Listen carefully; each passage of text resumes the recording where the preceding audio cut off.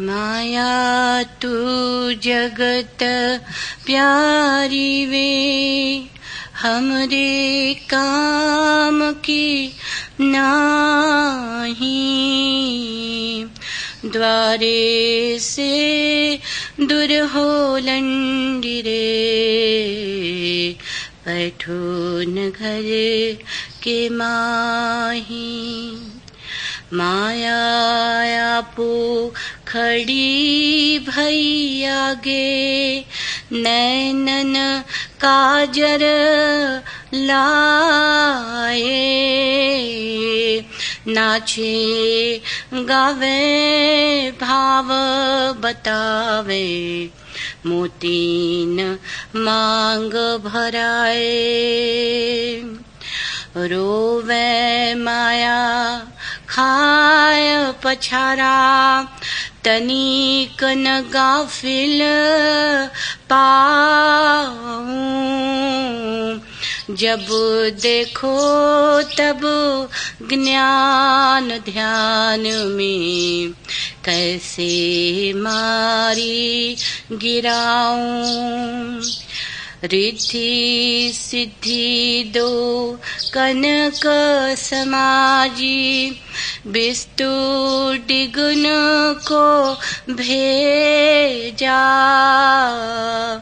तीन लोक में अमल तुम्हारा, ये घर लगे न तेजा।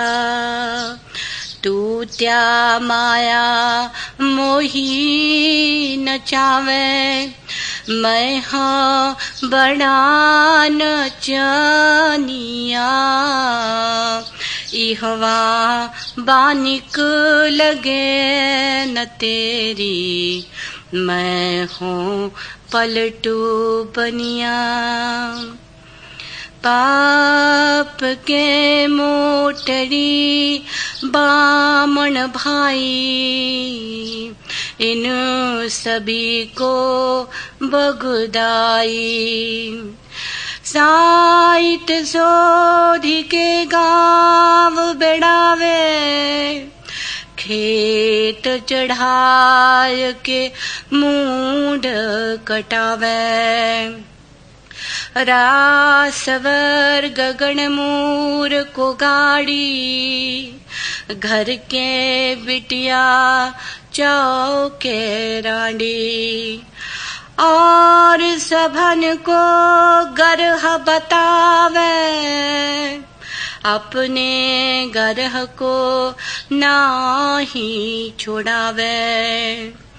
मुक्ति के हेतु इन्हें जग माने, अपनी मुक्ति के मर्म न जाने।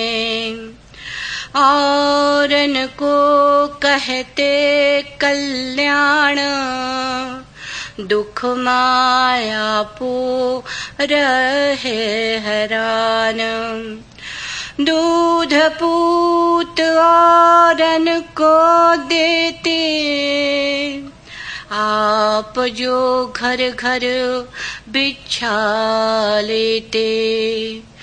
पलटू दास की बात को बुझे, अंधा होई तेहू को सुझे।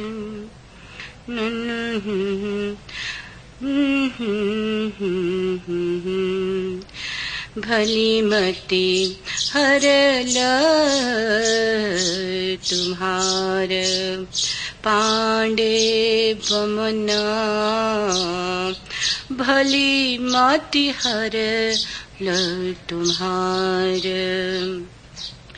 सब जाजिन में उत्तम तुम ही, करतब करो कसाई। भली मति हर ल तुम्हार, जीव मारी के काया पोखो तनिको दर्द नाई, भली मति हर ल तुम्हार।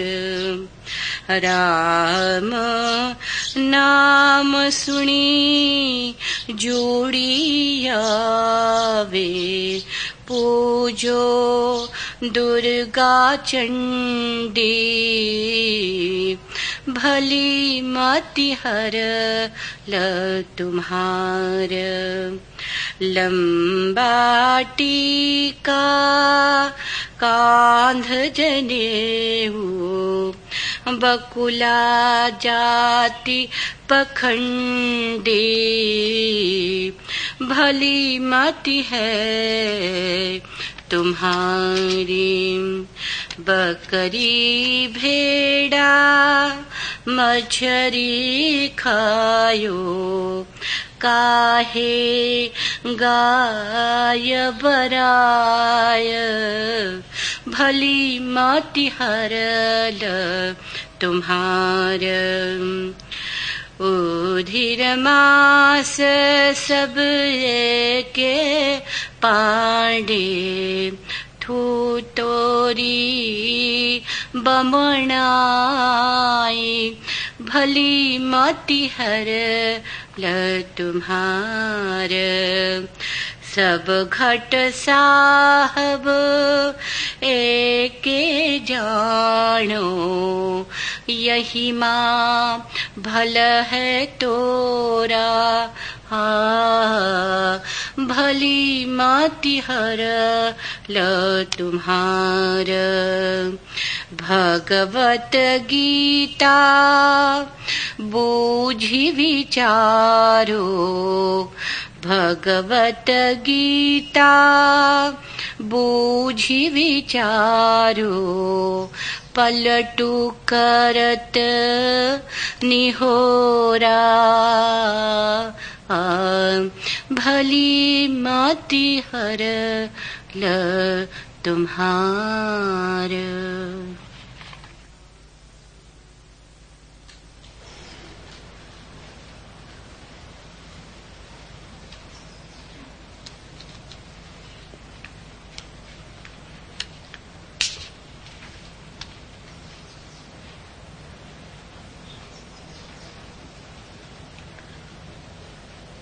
अपना ही मन खो बैठे जब, औरों की क्या बात है।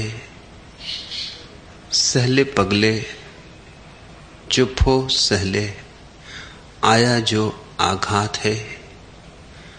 दुनिया बहुत बड़ी है, जीवन का भी है विस्तार बड़ा।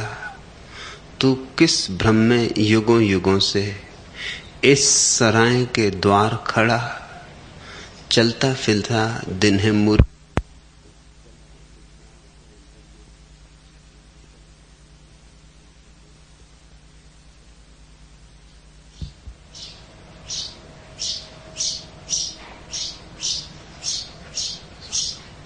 चलता फिरता दिन है मूर्ख, चलती फिरती रात है। गहराई को कौन पूछता, गहरा तो है कूप भी, पर न पहुंचता वहां समीरन, नहीं पहुंचती धूप भी। जीत उसी की जो लहरों का देता रहता साथ है। बादल का क्या दोष, फोड़ यदि सका न यह चट्टान तू।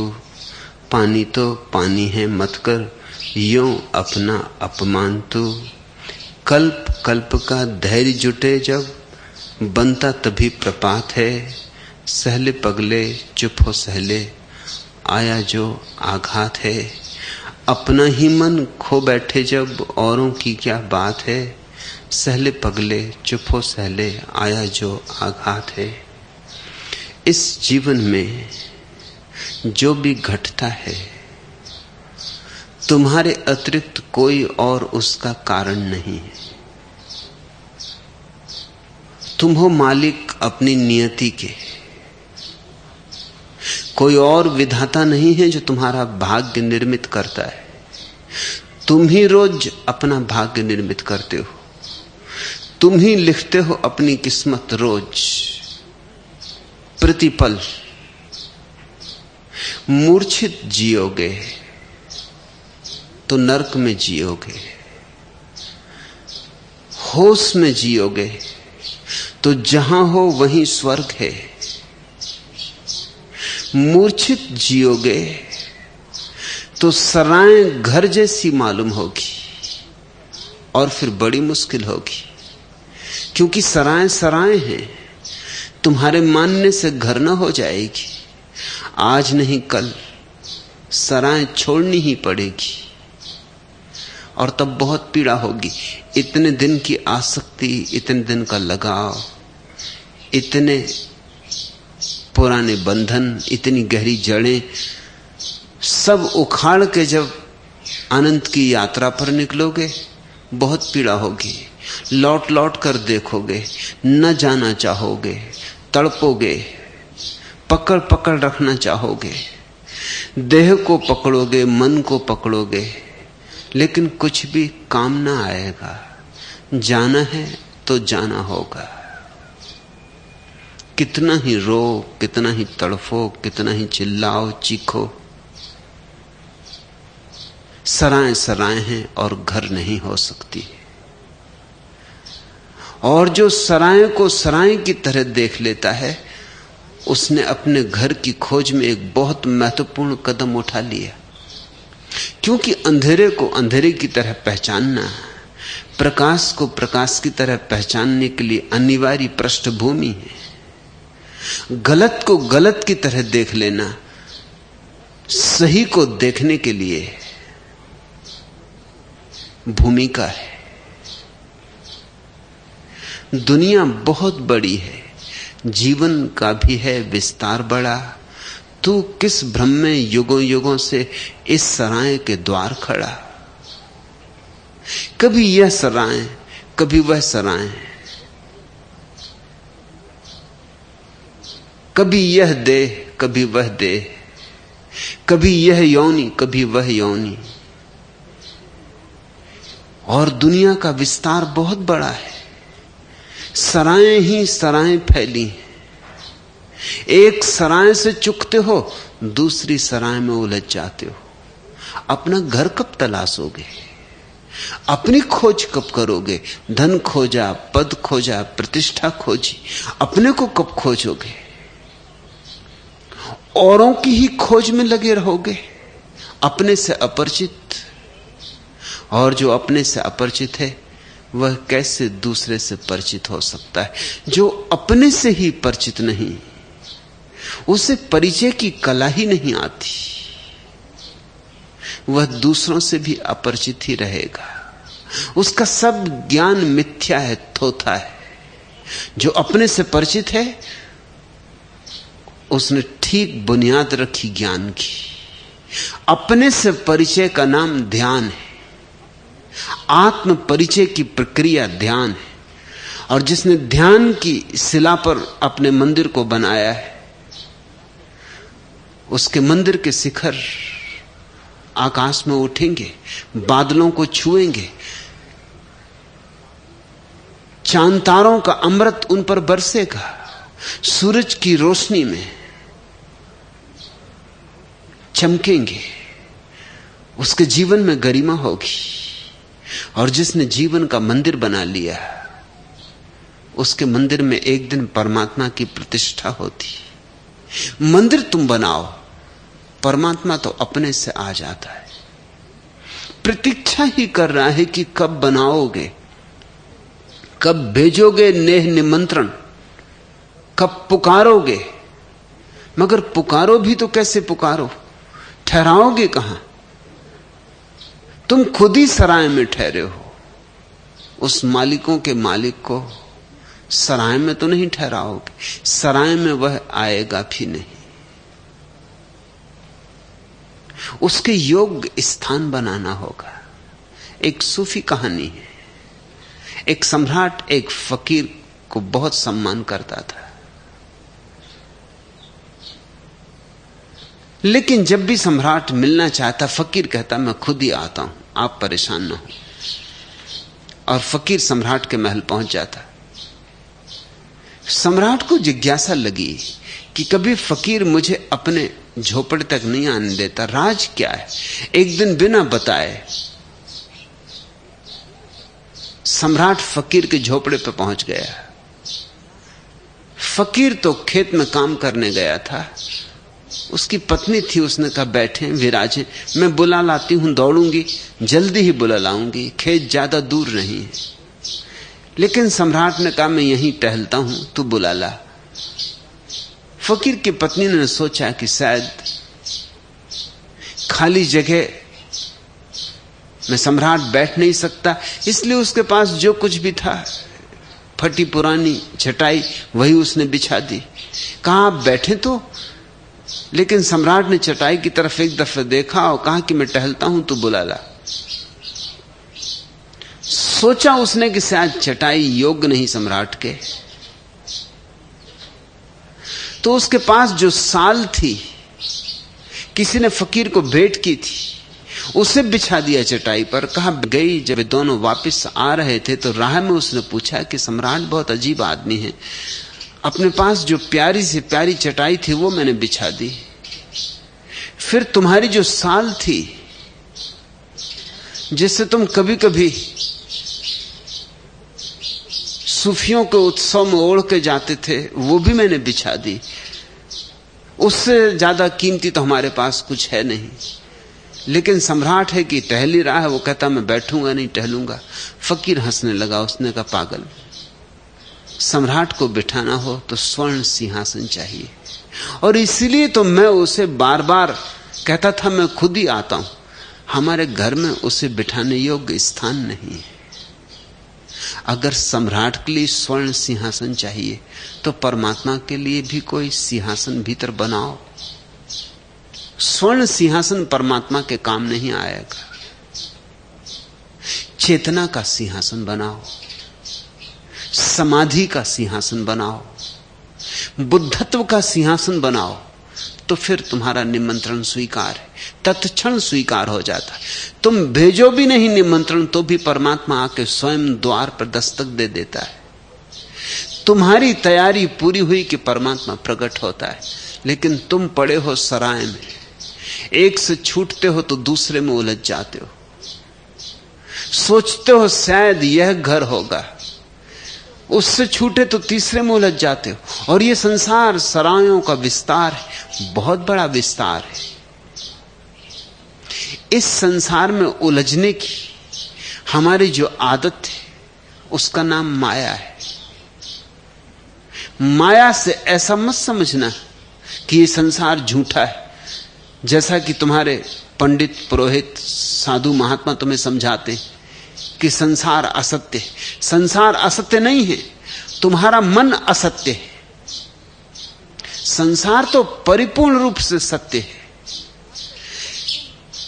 तुम्हारी आत्मा भी सत्य है, संसार भी सत्य है, लेकिन दोनों के बीच में एक असत्य खड़ा हो गया है। उस असत्य का नाम मन है। मन माया है, और जिसे माया से मुक्त होना है उसे मन से मुक्त होना होगा। लेकिन चूंकि महात्मा समझाते हैं संसार माया है, तुम संसार से भागते हो। लेकिन भाग के कहां जाओगे? जहां रहोगे वहीं संसार बन जाएगा। एक झोपड़े में रहोगे तो उसी झोपड़े से मेरा ममत्व का भाव जुड़ जाएगा। एक वृक्ष के नीचे बैठोगे तो उसी से ममत्व हो जाएगा। कल अगर आके कोई दूसरा उस वृक्ष के नीचे बैठ जाएगा तो तुम लठ लेके खड़े हो जाओगे कि रास्ता लगो, मैं 20 साल से इस वृक्ष के नीचे बैठता हूं, ये जगह मेरी है। और जहां मेरा है, ममत्व है, वही माया है। माया यानी मेरे का भाव। फिर ये मेरे का भाव तुम किस चीज पे आरोपित करते हो इससे भेद नहीं पड़ता। धन पे करो, पद पे करो, त्याग पर करो, धर्म पर करो, मेरा धर्म,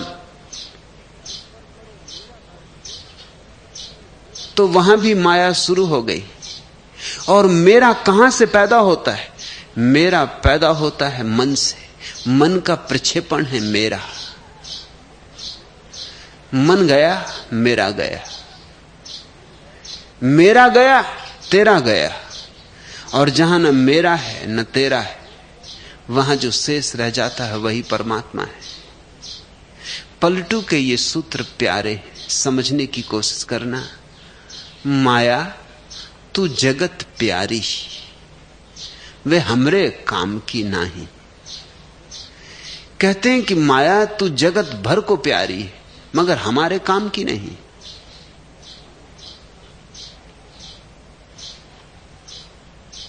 क्यों हमारे काम की नहीं?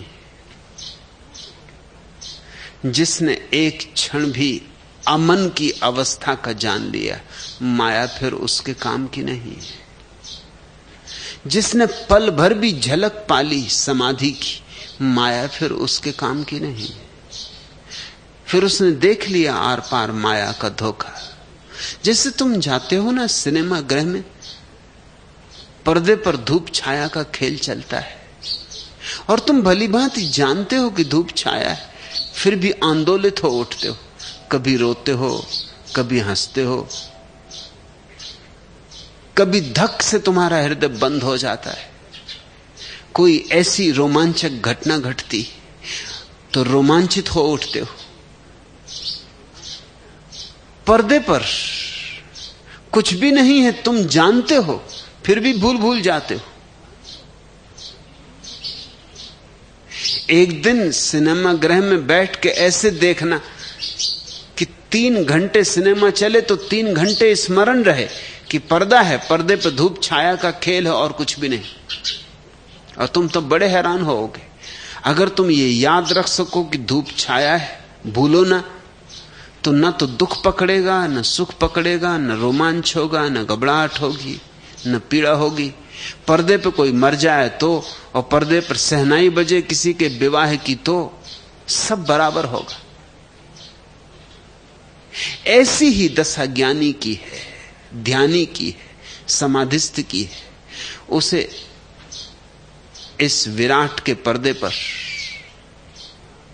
जो भी खेल चल रहा है वो मन का प्रक्षेपण है, वो अपने ही मन का फैलाव है, वहां कुछ भी नहीं। जिस मकान को तुम कह रहे हो मेरा,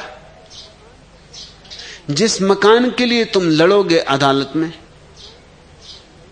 जिस मकान के पीछे हाथापाई हो सकती है, सिर खुल सकते हैं, गर्दनें कट सकती, लहू बह सकता है, जीवन लिए दिए जा सकते हैं, उस मकान को पता ही नहीं कि तुम्हारा है।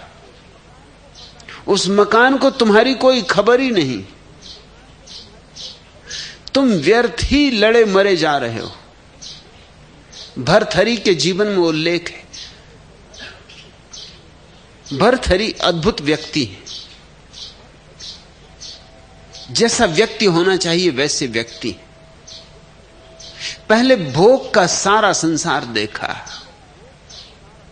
और अपने भोग के सारे निष्कर्ष कुछ सूत्रों में लिखे। उन सूत्रों का नाम है श्रृंगार शतक। वे बड़े प्यारे सूत्र हैं। जगत के संबंध में भोगियों ने जो भी वक्तव्य दिए उनमें सर्वश्रेष्ठ है। चार्वाक को भी मात कर दिया, एपिकुरस को बहुत पीछे छोड़ दिया।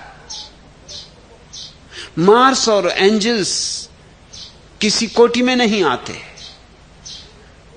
भरथरी ने माया में जैसी महिमा देखी है अपने श्रृंगार शतक में, किसी ने भी नहीं देखी।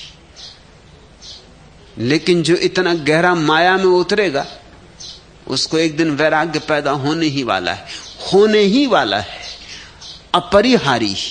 उससे बचा नहीं जा सकता है, क्योंकि माया में जो इतने गहरे जाएगा आर पार, वो देख लेगा माया की व्यर्थता।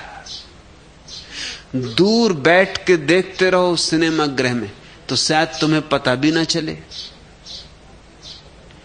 कि सामने जो है सिर्फ तस्वीरें हैं।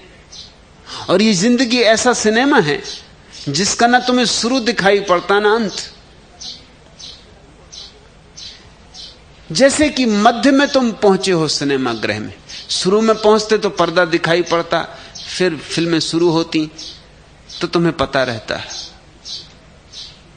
ये जीवन एक ऐसा सिनेमा गृह है जिसका ना कोई शुरू है ना कोई अंत। तुम हमेशा मध्य में आते हो और मध्य में ही उठ जाते हो। ये खेल जारी रहता है, इसलिए तुम्हें कभी पर्दा खाली दिखाई नहीं पड़ता। लेकिन काश तुम पर्दे के पास जाकर टटोल के देख लो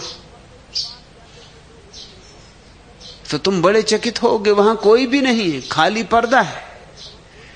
पर्दे पर धूप छांव की माया है, धूप छांव का खेल है। भरथरी ने बहुत गौर से, बहुत गहराई से संसार को भोगा।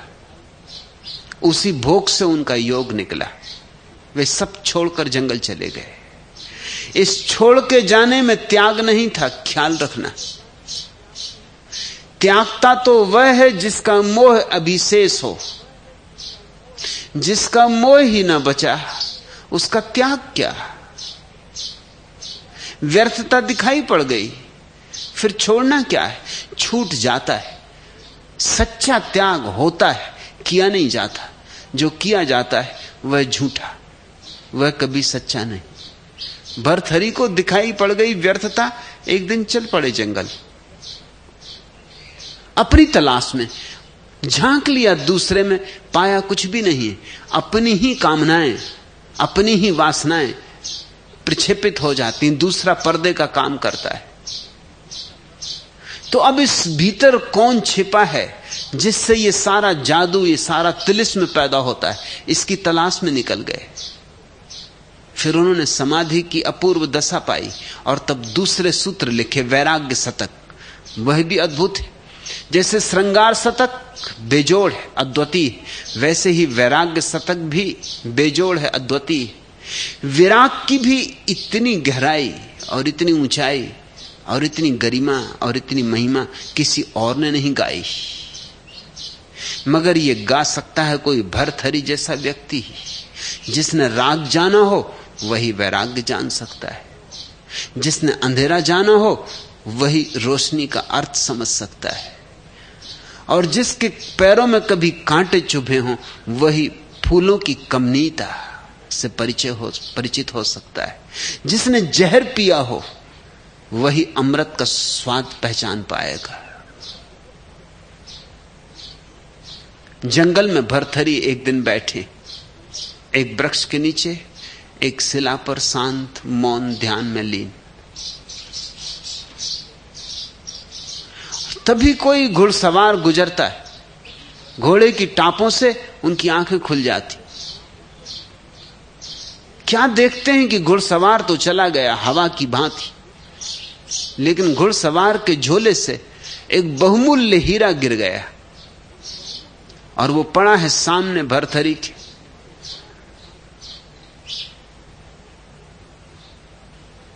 बेहोशी बड़ी सूक्ष्म है। एक क्षण को भरथरी को मन हो आया कि उठा लूं, बस एक क्षण को, एक पुलक। बड़ा प्यारा है, बहुमूल्य दिखाई पड़ता है। हीरों के पारखी थे, जन्म ही हीरो में हुआ था, जिए ही हीरो में थे। बहुत हीरे देखे थे लेकिन ये हीरा बहुमूल्य दिखाई पड़ रहा था। उठा लूं, लेकिन तभी हंसी आ गई कि अपने सब हीरे छोड़कर आया हूं, वो किस लिए, और ये पराए दूसरे गिरे हीरे को उठा रहा हूं। फिर वही जाल, फिर सराय में प्रवेश, फिर किसी मूढ़ता में बंधने की आतुरता। अपने पे हंसे, और ध्यान रखना जो दूसरों पे हंसता है वो ना समझे, और जो अपने पे हंसता है बुद्धिमत्ता उसकी है, बुद्धत्व उसका है। हंसे,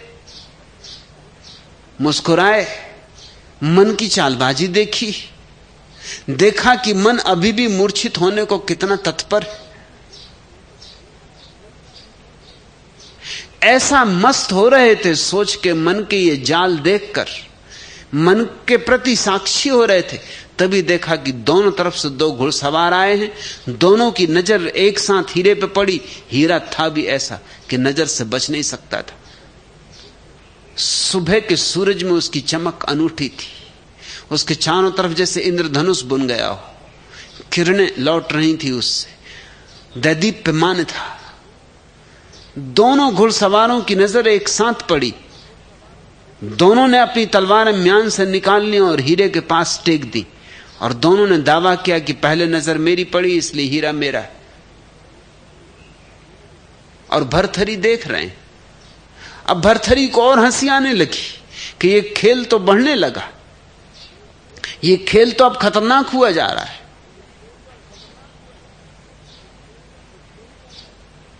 और देर न लगी, तलवारें चल गईं, और तलवारें ऐसी चली कि एक दूसरे की छाती में घुस गईं। थोड़ी देर में दोनों ही घुड़सवार जमीन पर पड़े थे मुर्दा। हीरा अपनी जगह पड़ा था। भरथरी ने हंसे और आंखें बंद कर ली, और भरथरी ने कहा, अच्छा हुआ मैं नहीं उठा, नहीं तो ये गति होती। नजर तो मेरी पहले पड़ी थी, मैं झंझट में पड़ जाता। और भरथरी ने कहा कि हीरे को बेचारे को पता ही नहीं कि दो आदमी आए भी गए भी, और हीरे पर कितना ममत्व रोप गए कि अपना जीवन चढ़ा गए। और हीरे को खबर भी नहीं, हीरा धन्यवाद भी नहीं देगा। कभी हीरे को फिर मिल जाएंगे तो हीरा पहचानेगा भी नहीं। उस क्षण भरथरी का अगर कोई सूक्ष्म राग कहीं छिपा रह गया था, वह भी तिरोहित हो गया। माया तू जगत प्यारी। पलटू कहते हैं सारा जगत तेरे प्रेम में पड़ा है। वे हमरे काम की नहीं, लेकिन हमारे काम की तो नहीं। हम जाग गए, हमने देख लिया तेरा असली रूप। नैनों की अंजलि में जल भर दे दूंगी मैं साफ, कि चुप रह बैरी चुप रह। तू कागज की नाव चला ले, मन को भ्रम से तू नहला ले। मेरे मीत मगर छलियां हैं, गोताखोर बड़े बढ़िया हैं। जाल बिछाकर स्वयं न फसरी, रस मुरली का ताप न सहरी बैरी मत बह। पानी बिना कमल कब खिलता, प्यासे से पानी कब मिलता। यह गुलाब का रंग धूल में, मिल जाएगा बस न भूल में। देख सुहागिन मेरी चुनरी, जा अपना पथ नाप। कि सुनरी बहरी मत ढह। सोने के हैं देव किसी के, चांदी सी में उनकी रानी। सुरभि सिंगार परस पारस को, अमृत पा जाता है पानी। मन मानी मत कर पगलीरी, जलमत मद में आप। कि सुन रे बैरिन मत कह, तू कागज की नाव चला ले। मन को भ्रम से तू नहला ले। मेरे मीत मगर छलियां हैं, गोताखोर बड़े बढ़िया हैं। जाल बिछाकर स्वयं न फसरी, रस मुरली का ताप न सहरी बैरी मत बह। नैनों की अंजलि में जल भर दे दूंगी मैं शाप, कि चुप रहे बैरी चुप रहे। एक दफा दिखाई पड़ना शुरू हो जाए तो सब नावें कागज की और सब घर बालू से बने, और सब सपने पानी पर खींची गई लकीरें। और हम कितने दौड़ते, कितना श्रम लेते, कितना गंवाते कुछ कमाने की आशा में, और फिर खाली हाथ जाते। और ऐसा नहीं कि कमाई नहीं हो सकती, कमाई हो सकती है, मगर हमारी दिशा गलत है। पलटू कहते हैं द्वारे से दूर हो लंडी रे, पैठू न घर के माही। कहते हैं आगे बढ़, माया से कहते हैं आगे बढ़। अब कागज की नावें मैं नहीं चलाऊंगा, रेत में भवन मैं नहीं बनाऊंगा, पानी के बबूलों पर मैं नहीं अब अपनी अभीप्साएं रोपूंगा। आगे बढ़, जैसे कोई भिखमंगों को कह दे कि आगे बढ़ो। और माया को कहते हैं दासी।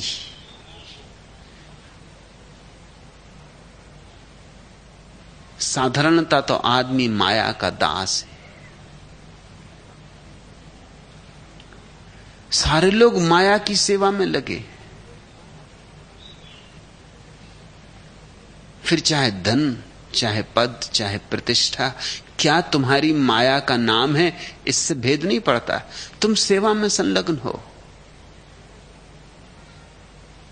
लेकिन जो जागते हैं, जरा सा भी जागते हैं, उन्हें दिखाई पड़ता है कि हम मालिक हैं, हम उस मालिक के हिस्से हैं, हम मालिक ही हो सकते हैं। उपनिषद कहते हैं उस पूर्ण से पूर्ण को निकाल लो, फिर भी पीछे पूर्ण ही शेष रह जाता है। हम उस मालिक के हिस्से हैं, इतना ही नहीं, वह मालिक कुछ ऐसा है कि उसके हिस्से हो नहीं सकते। तो जब भी हम उस मालिक से आते हैं, पूरा का पूरा मालिक हमारे भीतर होता है। पीडी ऑस्पेंस्की ने अपने महत्वपूर्ण ग्रंथ टर्शियम आर्गानम में लिखा है कि दुनिया में दो तरह के गणित हैं। साधारण गणित, साधारण गणित का नियम है, आधारभूत नियम, कि अंश हमेशा अंशी से छोटा होता है स्वभावतः। किसी चीज का हिस्सा उस पूरी चीज से छोटा होगा ही। एक पत्ते को तुम तोड़ लोगे तो पत्ता वृक्ष से छोटा होगा। फूल की एक पखुरी को तोड़ोगे तो फूल से पखुरी छोटी होगी। यह साधारण गणित है, ऑस्पेंस्की कहता है। और वो ये कहता है कि एक और भी गणित है, महागणित, पारलौकिक गणित। उपनिषद जब कहते हैं पूर्ण से पूर्ण को निकाल लो, फिर भी पीछे पूर्ण ही शेष रह जाता है। और पूर्ण में तुम पूर्ण को डाल दो तो भी पूर्ण बढ़ता नहीं, न घटता न बढ़ता। यह किसी दूसरे गणित की बात हो रही। ऑस्पेंस्की कहता है उस दूसरे गणित का नियम है अंश अंशी के बराबर होता है, छोटा नहीं होता। साधारण गणित के हिसाब से बूंद सागर से छोटी, बहुत छोटी। महागणित के हिसाब से बूंद में सागर समाया हुआ है, बूंद सागर के बराबर है। क्योंकि जो राज सागर का है वही बूंद का है। आकार पर ना जाओ, प्रकार पर मत जाओ, ये तो ऊपर की बातें हैं। भीतर के राज समझो, भीतर के रहस्य में झांको। एक बूंद में पानी का सारा रहस्य छिपा हुआ है। अगर हम एक बूंद को पूरा पूरा समझ लें तो हमने सारे संसार के सागरों को समझ लिया। और इतना ही नहीं, जो गहरे गए हैं वो कहते हैं कि अगर हम एक बूंद को पूरा समझ लें तो हमने पूरे अस्तित्व को पूरा समझ लिया। क्योंकि एक बूंद में सब समाया हुआ है, बूंद में सब राजों का राज छिपा हुआ है। फूल की एक पखरी को तुम पहचान लो तो तुमने सारे विश्व को पहचान लिया। क्योंकि फूल की एक पखरी में सारा विश्व समाया हुआ है, सारे विश्व का हाथ है, दान है। सूरज कुछ दे गया है, सागर कुछ दे गया है, चांद कुछ दे गया है, तारे कुछ दे गए, सबने दान दिया है, तब फूल निर्मित हुआ है। और अगर पूर्ण से पूर्ण को भी निकाल के पीछे पूर्ण शेष रहता है तो फिर कुछ अड़चन नहीं है। हम मालिक हैं क्योंकि हम मालिक के हिस्से हैं और हम पूरे पूरे मालिक हैं। हम अंशी नहीं, अंशी हैं। इसलिए उपनिषद कह सके अहम ब्रह्मास्मि, मैं ब्रह्म हूं। इसलिए मंसूर कह सका अनल हक, मैं सत्य हूं, मैं परमात्मा हूं। इसलिए जीसस कह सके कि मुझ में और मेरे पिता में कुछ भी भेद नहीं, हम दोनों एक हैं, एक के ही दो नाम हैं। द्वारे से दूर हो लंडीरे, ए दासी हट द्वार से, पै उठ न घर के माही, सुन घर के भीतर प्रवेश मत करना, इधर मैं मालिक हूं। पलटू कहते हैं मैं मालिक हूं, यहां रास्ता नहीं तेरे लिए, वहां जा जहां गुलाम है। वहां जा जहां लोग तेरे पैर दबाने को आतुर हैं। मैंने तो तुझे देख लिया, अब ये छायाएं मुझे धोखा नहीं दे सकती।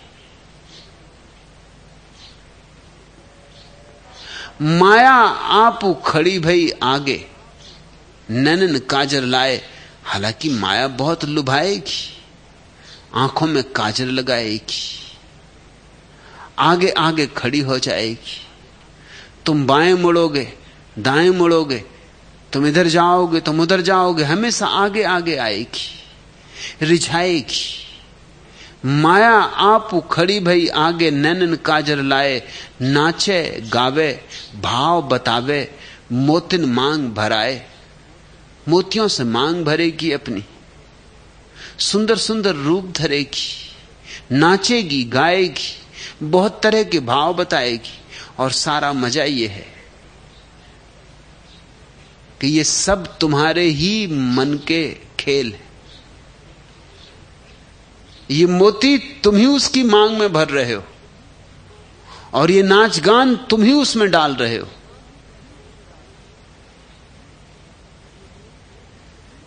ये जो माया का सौंदर्य है, ये तुम्हारी कल्पना सृष्टि है।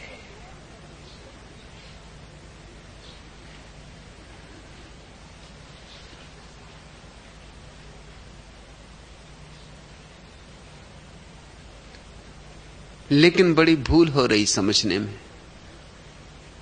क्योंकि प्रोजेक्टर, वो जो प्रक्षेपण का यंत्र है पीछे, तुम जब फिल्म देखते हो तुम्हारी नजर तो पर्दे पे लगी होती, लेकिन असली खेल पर्दे पे नहीं है। असली खेल तो पीछे, तुमसे पीछे जो दीवार है पीठ की तरफ, वहां प्रोजेक्टर है, वहां से खेल चल रहा है। प्रत्येक व्यक्ति का मन एक प्रोजेक्टर है, एक प्रक्षेपण यंत्र है।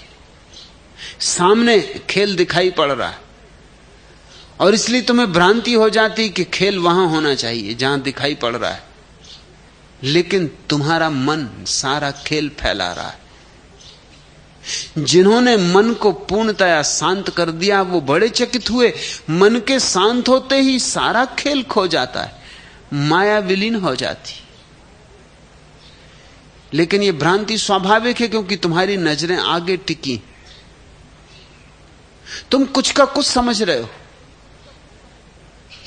गर्मियों की छुट्टियों में शहर से गांव लौटे नौजवान चंदूलाल की दोस्ती गांव की एक लड़की से हो गई। धीरे धीरे संबंध आगे बढ़े, मेल मुलाकातें बढ़ी। एक दिन खेत में शाम के वक्त वे दोनों घूम रहे थे। पास ही में एक गाय और बछड़ा आपस में मुंह रगड़ रहे थे। चंदूलाल ने उनकी ओर इशारा करते हुए शर्मा कर डरते डरते अपनी प्रेमिका से कहा, बुरा न मानना, मेरा मन भी ऐसा ही करने का होता है। प्रेमिका बोली, अरे इसमें बुरा मानने की क्या बात है, और इतना डर क्यों रहे हो, शौक से करो, आखिर यह गाय मेरे चाचा जी की ही तो है, इसमें शर्माने की बात ही क्या है।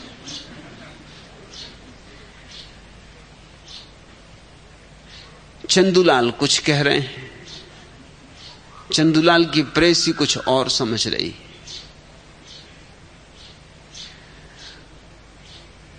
कुछ है और कुछ समझा जा रहा है। बस यही माया है, यही भ्रांति है, यही हमारा भटकाव है।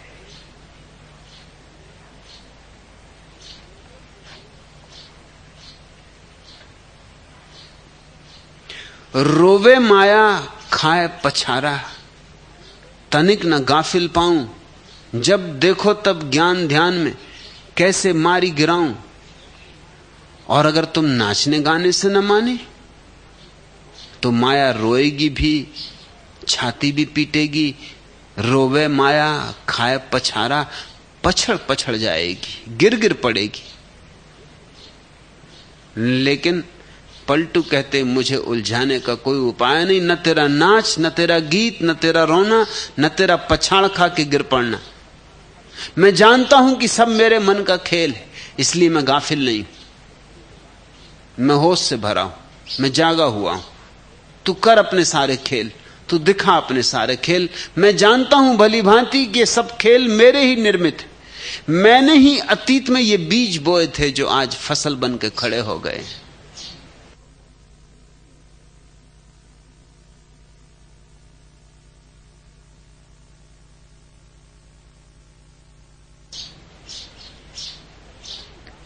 सरकारी राशन की दुकान के सामने बहुत भीड़ लगी हुई थी और एक व्यक्ति जो कि बगल में एक बड़ा सा थैला दबाया हुआ था बार बार भीड़ को चीरकर आगे निकल जाने की कोशिश कर रहा था।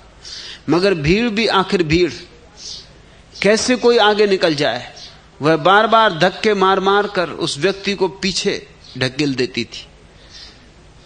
जब 3 घंटे हो गए और वह व्यक्ति धक्के खा खा के परेशान हो गया तो भीड़ के संबोधित करके बोला कि भाइयों एवं बहनों, यदि आप लोगों ने मुझे आगे नहीं जाने दिया तो मैं तुम्हें कह देता हूं कि दुकान आज फिर बंद ही रहेगी, क्योंकि दुकान खोलूंगा तो मैं ही ना,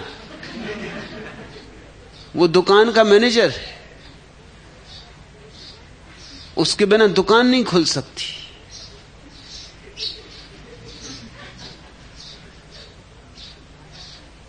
माया की कुंजी तुम्हारे मन के पास है। तुम जरा मन को एक तरफ हटा कर दो, फिर लाख माया उपाय करे, दुकान नहीं खुल सकती। तुम्हारे भीतर माया की कुंजी है, ये हमारा सौभाग्य। कुंजी किसी और के पास होती तो शायद इस संसार में फिर मुक्त होने का कोई उपाय न था। फिर तो मुक्ति भी एक तरह की गुलामी होती, कोई दूसरा मुक्त करता तो हम मुक्त होते।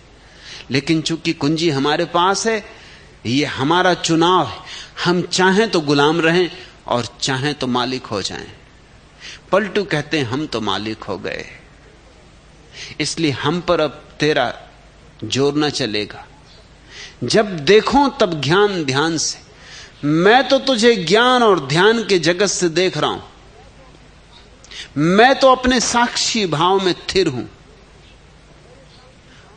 और मेरे साक्षी भाव में अगर कोई भी बात है तो बस एक ही है कि कैसे तुझे मार गिराऊं, सदा के लिए कैसे तुझे मार गिराऊं कि तेरा उठना ही संभव न रह जाए। इतना तो हो गया है कि मैं जाग गया हूं और तू मुझे धोखा नहीं दे पाती, लेकिन इतना अभी नहीं हुआ है। इतना नहीं जाग गया हूं कि तेरा आना ही बंद हो जाए। अध जगा हूं, ऐसी थोड़ी थोड़ी, जैसे सुबह कभी कभी तुम्हारी अवस्था होती, नींद भी नहीं जागे भी नहीं, थोड़ा थोड़ा जाग भी गए हैं। राह पर कोई गुजरता है तो आवाज भी सुनाई पड़ती है। बच्चे स्कूल जाने की तैयारी करते हैं तो आवाज सुनाई पड़ती है। पत्नी चौके में चाय बनाने लगी है तो केतली में होती आवाज सुनाई पड़ती है। चाय की गंध भी तुम्हारे नासापोटों तक आने लगी है। सुबह के सूरज की किरणें तुम्हारे चेहरे पे पड़ रही हैं, उनकी गर्मी भी मालूम हो रही, लेकिन फिर तुम एक करवट लेके सो गए। सोचते अभी और 5-10 मिनट। सोए भी नहीं हो, जागे भी नहीं हो। ध्यान की अवस्था का अर्थ होता है न तो सोए न जागे, और समाधि का अर्थ होता है पूर्णतया जागे। समाधि ध्यान की ऐसी समग्रता है कि जिससे फिर नीचे नहीं गिरा जा सकता है। लेकिन ध्यान से तो चूक होती, ध्यान से तो बहुत बार तुम चूक जाओगे, स्मरण करते करते भूल जाएगा।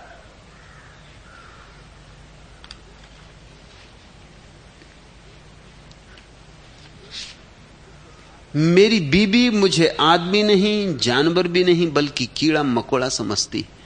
मुल्ला नसरुद्दीन एक दिन मुझसे कह रहा था, वह अक्सर मुझे मक्खी, मच्छर, तिलचट्टा, भुनगा आदि भी कहती, और कभी कभी बहुत गुस्से में तो चींटा, जुआ, दीमक तक कह बैठती, और आजकल इतना ही नहीं, वह मुझे पिस्सू तक कहने लगी। अरे बड़ी दुष्ट स्त्री है, मैंने उससे कहा। ऐसी बुरी स्थिति में आखिर तुम करते क्या हो?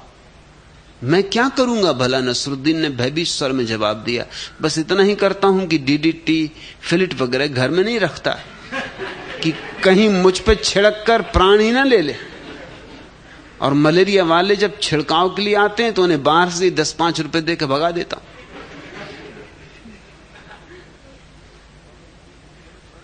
अब अगर बीबी जन्म भर से यही कह रही हो कि तुम तिलचट्टा हो, भुनगा हो, सुनते सुनते भरोसा आ गया होगा, सम्मोहित हो गया होगा। किसी चीज की पुनरुक्ति बार बार की जाए तो हमें उस पर भरोसा आने लगता है। ऐसे ही तुम्हें माया पे भरोसा आया है। जन्मों जन्मों की पुनरुक्ति है। अनंत काल से तुम्हारा मन यही बातें दोहराता रहा है, और धन और पद और प्रतिष्ठा और यश, और की धुन लगा रखी है।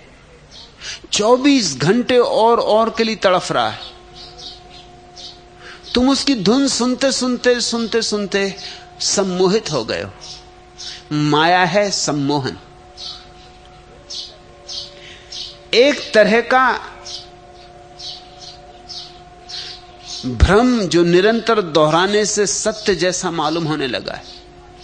अब पत्नी ही नहीं मानती कि नसरुद्दीन पिस्सू है, नसरुद्दीन भी मानने लगा और भयभीत है और डरा हुआ है।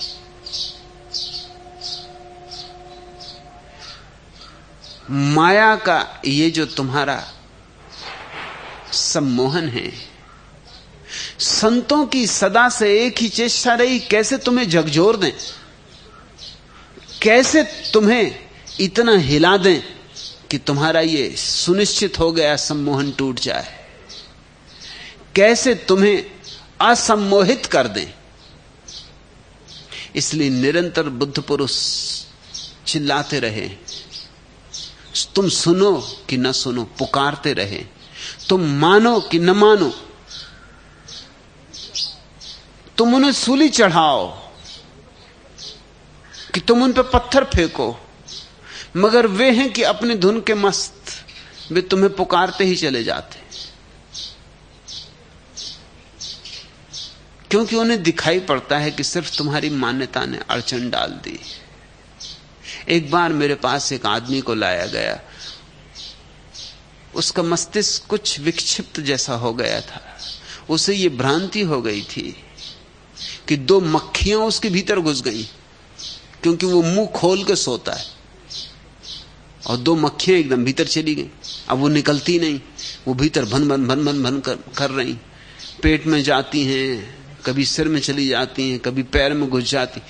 अब मक्खियों का क्या, डॉक्टरों के पास ले जाया गया, बहुत चिकित्सा की गई। उसकी क्या चिकित्सा हो सकती? कोई बीमारी हो तो चिकित्सा हो जाए। माया कोई बीमारी नहीं है कि उसकी चिकित्सा हो जाए, इसलिए माया की कोई औषधि नहीं। परेशान हो गए घर के लोग। उसकी पत्नी उसे मेरे पास ले आई, कहा कि हम आपके सिवाय आप कहां जाएं, हम परेशान हो गए, आप ही कुछ करो। मैंने कहा कि ये मेरा धंधा ही है, तू ठीक जगह आ गई, इतने दिन तू भटकी क्यों? लोगों को मक्खियों से छुड़ाना यही मेरा काम। उसने कहा क्या और लोग भी इस तरह के? मैं तो सोचती थी ये बीमारी मेरे पति को ही हुई है। मैंने कहा तू फिक्र छोड़, ये सभी पतियों को है, पत्नियों को भी है। पहले इसकी छुड़ा दूंगा फिर तेरी छुड़ा दूंगा। लेकिन मुझे उसने कहा है ही नहीं। मैंने कहा तू समझी नहीं बात, अलग अलग तरह की मक्खियां हैं, बीमारी बहुत ढंग से आती है ये। उसने कहा होगा आप आध्यात्मिक बातें न करें, मेरे पति की किसी तरह ये 2 मक्खियों से छुटकारा दिलवा दें बस।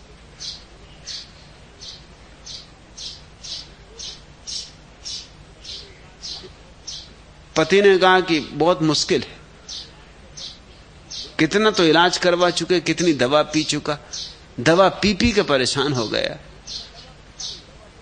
क्योंकि मैं दवा पीता हूं, दवा पेट में गई, मक्खियां सिर में चली जाती।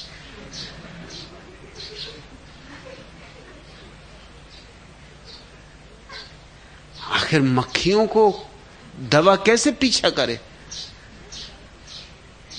मैंने कहा कि तू घबरा मत। उसे मैंने कहा तू लेट जा बिस्तर पे, आंख बंद कर ले, ये मक्खियां हैं, मेरी समझ में आ रही। उसने कहा पहले आदमी, अब तक जितने डॉक्टरों के पास गया वो सब कहते हैं सब मन का ख्याल है। मैंने कहा गधे, अरे मक्खियां कहीं मन का ख्याल, और ये तो साफ दिखाई पड़ रही कि तेरे भीतर घूम रही। उसने कहा हाथ में हाथ दीजिए, आप पहले आदमी जिस पर मुझे भरोसा आया, आप शायद कुछ कर पाए, क्योंकि मुझे उन पर शक ही पहले ही हो जाता जब वो कहती है मक्खियां हैं ही नहीं, ये क्या खाक मेरा इलाज करेंगे। जो बीमारी नहीं मान रहे, जो मुझ पे संदेह कर रहे हैं, जो मेरा प्राण लिए ले रही मक्खियां, ना सो सकता, ना बैठ सकता, ना काम कर सकता, क्योंकि भन भन भन भन उनका चक्कर जारी है। इधर मैं इतना परेशान हो रहा हूं और इन सज्जनों को सूझी ज्ञान की बातें कि मक्खियां हैं ही नहीं, बस मन का ख्याल। अरे मन का ख्याल, मैं क्या कोई पागल? पागल कभी नहीं मानते कि वो पागल। मैंने कहा तुम और पागल, तुम बिल्कुल समझदार आदमी हो, तुम गिनती तक ठीक कर रहे हो, 2 मक्खियां, बिल्कुल 2 हैं। तुम लेट जाओ बिस्तर पर, आंख बंद कर लो। उसकी आंख पे मैंने पट्टी बांध दी और मैंने कहा कि तुम विश्राम करो, मैं जरा मक्खियों को पकड़ने की कोशिश करता हूं। कभी मैंने उसका पैर दबाया, कभी उसका पेट दबाया। वो बड़ा प्रसन्न था कि एक आदमी तो मिला जो मानता है। कभी उसके सिर पे हाथ रखा, उसने कहा हाँ बिल्कुल यही है। फिर मैं भागा घर में, मैंने फिक्र की कि किसी तरह 2 मक्खियां पकड़ लूं। अभी कभी मक्खियां पकड़ी नहीं थी पहले, बा मुश्किल। पड़ोसी के पास गया, पड़ोसी के घर में मिल गई मक्खियां, और वो भी मिली ऐसे कि उनकी तेल की बोतल, खोपड़े के तेल की बोतल, वो कभी कभी मैं देखता था धूप में रखी पिघलने के लिए सर्दी के दिनों में, उसमें मुझे मक्खियां दिखाई पड़ती थी। तो मैंने उनसे कहा कि तुम्हारी बोतल आज काम आ जाएगी, वो 2 मक्खियां उसमें से निकाल दो। वो 2 मक्खियां निकाल के लाया, एक शीशी में बंद की, जंतर मंतर जो भी करने थे वो किए। आखिर उस आदमी की आंख खोली, बोतल उसके हाथ में थमा दी। उसने कहा कि ये कोई बात हुई, ये रही मक्खियां। उसने कहा बुलाओ मेरी पत्नी को। मूर्ख, मेरा 3 साल से प्राण खाए जा रही कि छोड़ो ये मक्खियां हैं ही नहीं, तुम नहा। अब ये मक्खियां कहां से आई? उसकी पत्नी को मैंने कहा कि अब तू मत कहना कुछ और, तू मान लेना कि हाँ हमारी गलती थी। वो आदमी ठीक हो गया, वो मक्खियां गई, वो भन भन गई, वो झंझट उसकी समाप्त हुई। बहुत बार बुद्ध पुरुषों को तुम्हारे लिए न मालूम कितने उपाय ईजाद करने पड़े, क्योंकि तुम्हारी बीमारी मौलिक रूप से व्यर्थ है और झूठी है। इसलिए कोई उपाय वस्तुतः सत्य नहीं है। इसलिए सारे बुद्धों ने कहा है एक दिन उपाय भी छोड़ देना, क्योंकि उपाय सिर्फ तुम्हारी झूठ बीमारी को अलग करने के लिए, जैसे एक कांटे से दूसरा कांटा निकालने फिर दोनों को फेंक दें। पलटू कहते हैं रोवे माया खाए पछारा, तनिक न गाफिल पाऊं। बस इतना ही ख्याल रखता हूं कि तनिक भी अपने को गाफिल ना पाऊं, क्योंकि मैं गाफिल हुआ कि माया का कब्जा हुआ। मैं होश में रहूं तो माया का कब्जा नहीं होता। जब देखो तब ज्ञान ध्यान से कैसे मार गिराऊं, बस एक ही सूरत बंधी है, एक ही टेक लगी है कि कब ऐसा प्रज्वलित प्रकाश मेरे भीतर हो जाए जो कभी ना बुझे, कब ऐसी ज्योति जल उठे ज्ञान की ध्यान की कि उसकी रोशनी में ये माया फिर निर्मित ना हो सके। ये निर्मित अंधेरे में ही हो सकती है, और जब तक अंधेरा है तब तक तुम लाख बचो, बच नहीं पाओगे। चंदूलाल ने अदालत में अपनी पत्नी से तलाक लेने के लिए अर्जी दी थी। तलाक की अर्जी में उन्होंने शिकायत की थी कि उनकी पत्नी लगातार पिछले 30 वर्षों से कोई न कोई वस्तु जैसे बेलन, गुलदान, थाली इत्यादि फेंक फेंक कर मार रही। मस्जिद ने चंदूलाल से कहा, चंदूलाल तुम्हारी शिकायत समझ में आती है, बिल्कुल ठीक है, पत्नियां इस तरह के कार्य करती हैं ये ज्ञात है, मैं भी शादीशुदा हूं, लेकिन तुम्हारी पत्नी पिछले 30 वर्षों से बेलन गुलदान और ना जाने क्या क्या फेंक फेंक कर मारती रही, और तलाक के लिए अर्जी तुम आज दे रहे हो। चंदूलाल ने कहा, क्या करूं हुजूर, पहले तो जब ये बेलन इत्यादि फेंक कर मारती थी तो निशाना चूक जाता था, लेकिन कल से इसका निशाना बिल्कुल अचूक हो गया है। अब इसके साथ जीना बिल्कुल असंभव, बिल्कुल मुश्किल। और मैं जागा रहता हूं, तब मारती है तो सिर बचा लेता हूं, उछक की जगह हट जाता हूं, मगर मैं सोया रहता हूं तब भी मारती, और निशाना इसका अचूक हो गया। अब नहीं चल सकता ये संबंध। नींद में तुम हो और किसी का निशाना अचूक हो तो बचने का उपाय भी नहीं। ऐसी ही दशा है। माया से तलाक लो, माया से तलाक का नाम सन्यास है। और माया से तलाक का अर्थ क्या होता है? यह नहीं होता कि भाग खड़े हुए जंगल की तरफ। माया के तीर जंगल तक पहुंच जाएंगे अगर तुम नींद में हो। माया का फैलाव बड़ा है, दूर दूर तक उसके तीर पहुंच जाएंगे। इसलिए सवाल भागने का नहीं है, जागने का है। तुम जहां हो वहीं जाग जाओ, फिर माया का कोई तीर तुम तक नहीं पहुंच सकता। माया ही मर जाती, इधर तुम जागे कि माया मरी। तुम जब तक सोए हो माया जीवित है, तुम्हारी निद्रा ही माया है। इसलिए बुद्ध ने कहा है मूर्छा माया है, संसार नहीं, मूर्छा। महावीर ने कहा निद्रा माया है, संसार नहीं, निद्रा।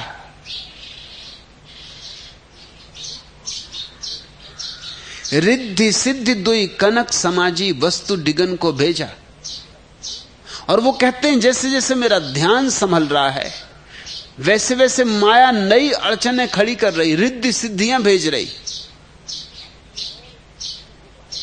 अब उसने और सूक्ष्म उपाय खोजने शुरू किए। अब धन नहीं भेजती क्योंकि धन की व्यर्थता मैंने देख ली। अब पद नहीं भेजती, पद की व्यर्थता मैंने देख ली। अब रिद्धि सिद्धियां आनी शुरू हो गई। अब मेरे हाथ में चमत्कार की शक्ति आ रही कि मिट्टी छूं तो सोना हो जाए, कि मुर्दे को छूं तो मुर्दा जग जाए।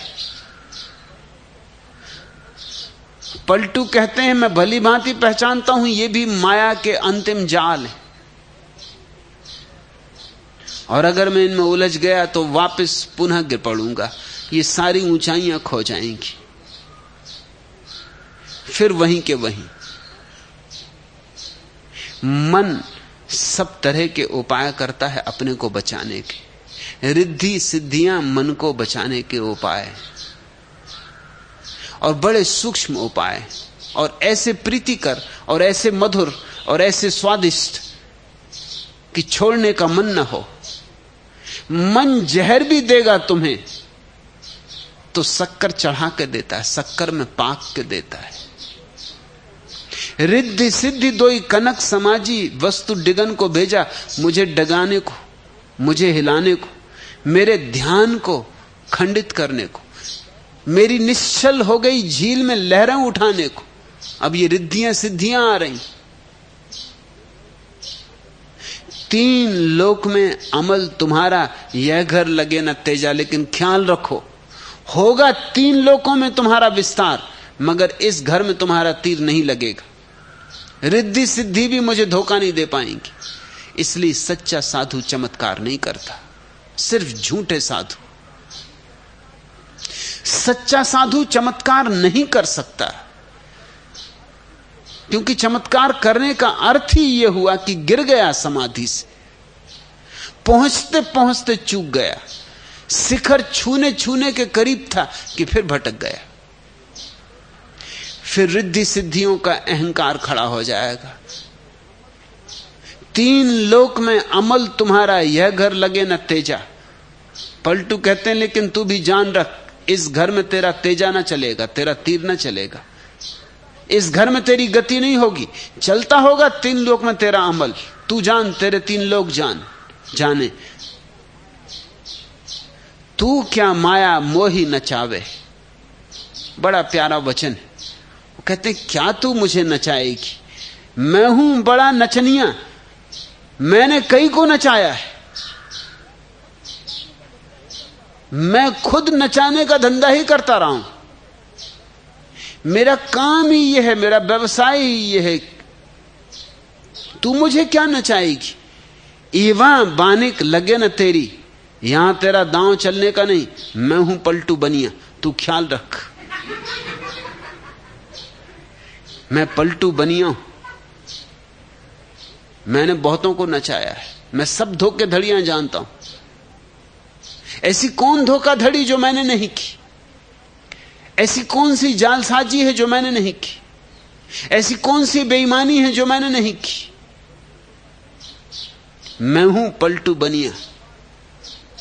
मैंने ये सब व्यापार खूब कर लिया है, जन्मों जन्मों से कर लिया है। मैं कोई सीधा साधा ब्राह्मण नहीं हूं कि पूजा पाठ करके बैठा रहा हूं। मैंने सब जुए खेल लिए। प्यारी बात कह रहे हैं, ठीक बात कह रहे हैं। मैंने सब धंधे, सब गोरख धंधे कर डाले, तू मुझे नहीं नचा सकेगी। इसलिए मैं भी तुमसे कहता हूं, जीवन से भागना मत, नहीं तो माया तुम्हें कहीं भी उलझा लेगी। तुम कच्चे रहोगे, तुम्हें माया के जालों का अनुभव ही ना होगा। तुम संसार में जियो ठीक से और माया के सारे खेल पहचान लो। संसार माया के खेल पहचान लेने के लिए परम अवसर है, भागो मत। तुम भी किसी दिन ऐसी समर्थ अवस्था में हो जाओ, ये मैं चाहता हूं कि कह सको कि मैं हूं बड़ा नचनिया, मैंने बड़े बड़ों को नचा दिया है, तू मुझे ना नचा सकेगी। ईवा बानिक लगे न तेरी, मैं हूं पलटू बनिया।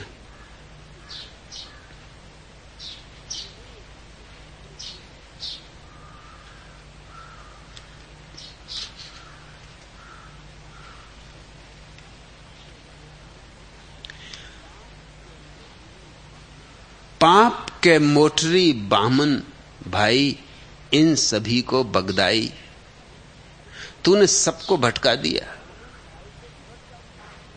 बामन भाई को भी भटका दिया। बेचारा भोला भाला है, धोखाधड़ी कभी की नहीं, किताबों का कीड़ा है, रटता रहा ऋचाएं वेद की। पाप के मोटरी बामन भाई, इन सभी को बगदाई। और तूने ब्राह्मण के सिर पे भी पाप की पोटरी रख दी, उस पे भी तेरी चाल चल गई। सायत सोधी के गांव बढ़ावे, खेत चढ़ाए के मूंद कटावे। उस ब्राह्मण को जो दूसरों के लिए मुहूर्त देखता है, जो गांव भर को रास्ता बताता है, उसको भी भरमा दिया।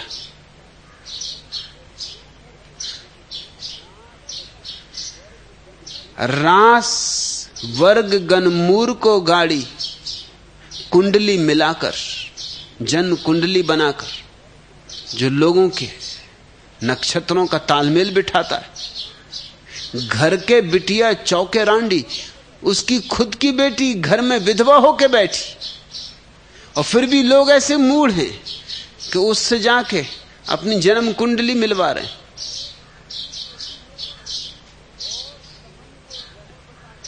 और सबन को गरह बतावे, अपने गरह को नहीं छोड़ावे। दूसरों को बताता है कि तुम पे ग्रहों का चक्कर है, और खुद ग्रहों के चक्कर में पड़ा है, उनसे छूट नहीं पाता। भोला भाला है बेचारा, थोथा पांडित्य है उसके पास, उसको शायद तूने धोखा दे दिया हो, मगर ईवा बानिक लगे न तेरी, मैं हूं पलटू बनिया, यहां तेरी चालबाजियां ना चलेंगी। तू अगर शेर है तो मैं सवा शेर हूं, मैं तेरे हर धोखे को पहचान लूंगा, क्योंकि हर धोखा मैं कर गुजरा हूं। ऐसा कौन सा धोखा है जो मैंने नहीं किया? मैंने बहुतों की जेबें काटी,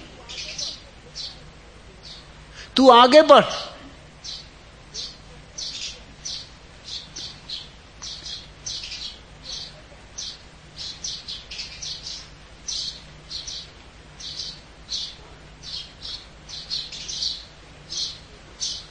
किसी शहर में दो देहाती सड़क के बीचों बीच चल रहे थे।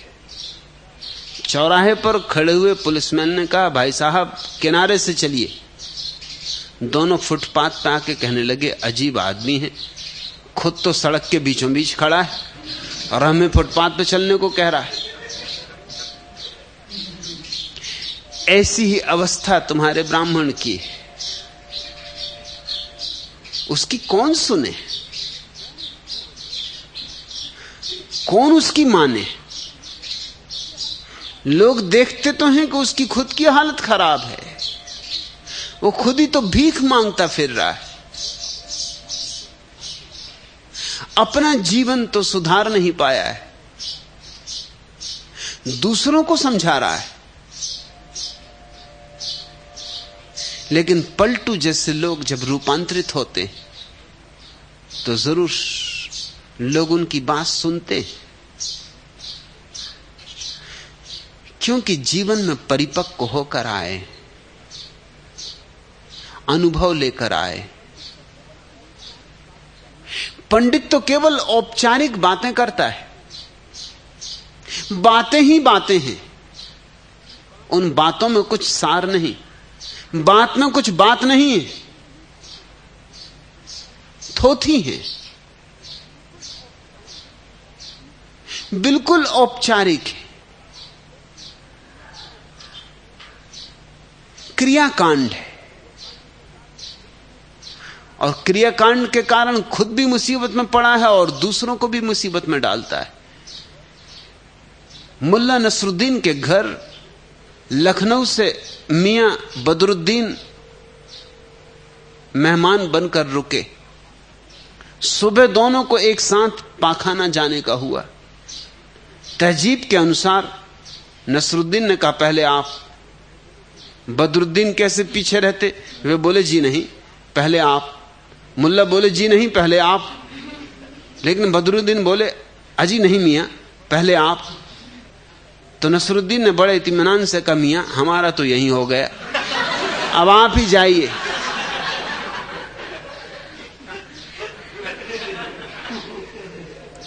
औपचारिकताएं, पहले आप, पहले आप, किसी को प्रयोजन नहीं है। लेकिन चलती हुई बातें हैं, सदा से मानी जाती रही, उस ढंग से ही चलना चाहिए।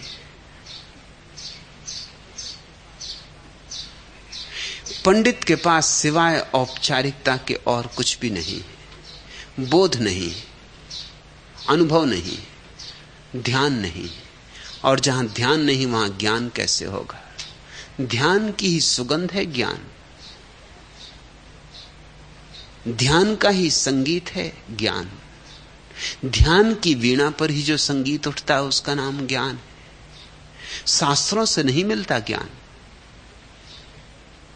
ज्ञान तो मिलता है स्वयं में प्रवेश से। कितना ही जान लो कुरान और बाइबल और पुराण और वेद और उपनिषद, नहीं कुछ होगा। हां, अपने को जान लोगे तो फिर कुरान में भी बहुत कुछ पाओगे, क्योंकि वह भी किसी अपने को जाने हुए आदमी की वाणी। फिर गीता में भी बहुत कुछ पाओगे, मगर पहली अनुभूति तो अपने भीतर होनी चाहिए, पहली किरण तो अपने भीतर टूटनी चाहिए। तुम्हारे हाथ में दिया हो तो तुम्हें गीता में बहुत खजाने मिलेंगे, खजाने वहां हैं, लेकिन तुम्हारे हाथ में दिया ना हो तो क्या तुम खाक वहां पाओगे?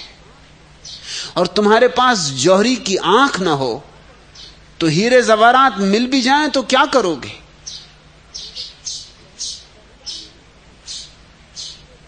पहचान ही ना सकोगे कि वे हीरे जवारात हैं। और तुम अंधे अगर हो तब तो फिर बहुत मुश्किल हो गई। और यही हालत है, अंधे हो, जौहरी नहीं हो, हाथ में दिया भी नहीं है और खोज में लगे हो। दर्शन शास्त्र की ऐसी व्याख्या की जाती है कि एक अंधा आदमी अमावस की रात एक ऐसे भवन में जहां दिया भी नहीं जल रहा है, एक काली बिल्ली को खोज रहा है जो कि वहां है ही नहीं।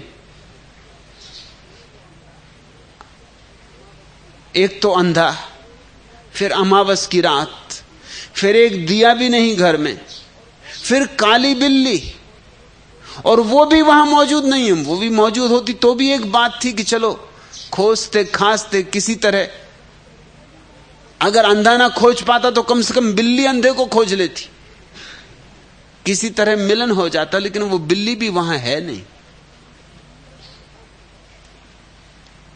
दर्शन शास्त्र ऐसा ही है, सारा पांडित्य ऐसा है, थोथा। और उसके थोते होने का कारण है गलत शुरुआत, दूसरे से शुरुआत, उधार। कृष्ण को मान लो, बुद्ध को मान लो, महावीर को मान लो, और उनको मानने में भूल ही जाओ कि तुम भी हो। जैन हो जाओ, ईसाई हो जाओ, मुसलमान हो जाओ, और ये भूल ही जाओ कि तुम आत्मा हो, न हिंदू, न मुसलमान, न ईसाई।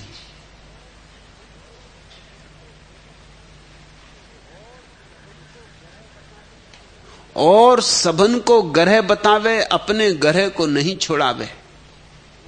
मुक्ति के हेतु इन्हें जग माने, अपनी मुक्ति के मर्म न जाने। और लोग मुक्ति के लिए इन पंडित पुरोहितों को मानता है, और इनको खुद की मुक्ति का कुछ भी पता नहीं, मर्म ही पता नहीं, राज ही पता नहीं। ये खुद तुमसे भी ज्यादा बंधनों में पड़े। औरन को कहते कल्याण, दुख में आप रहे हैरान। ब्राह्मण को नमस्कार करो तो वो कहता कल्याण हो, और इनकी शक्ल तो देखो।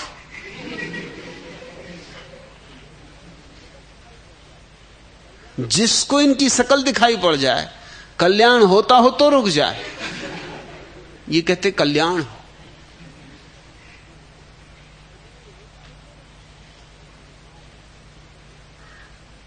मेरे गांव में मेरे एक शिक्षक थे, संस्कृत पढ़ाते थे। उनकी आदत थी नमस्कार करो, वो कहें कल्याण।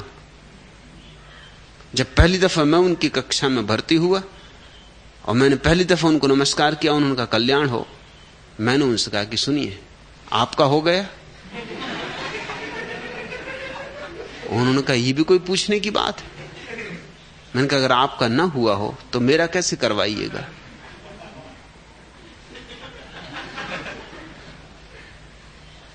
उन्होंने मुझे अलग से बुलाया और कहा कि इस तरह की बातें नहीं करते सबके सामने। अरे ये तो एक उपचार है। तो मैंने कहा फिर मैं नमस्कार करना आपको बंद कर दूंगा, क्योंकि मेरा नमस्कार उपचार नहीं, हार्दिक है। तो कम से कम मुझसे तो झूठ ना बोलो। जब तुम्हारे ही नहीं हुआ है तो मेरा तुम कैसे करोगे?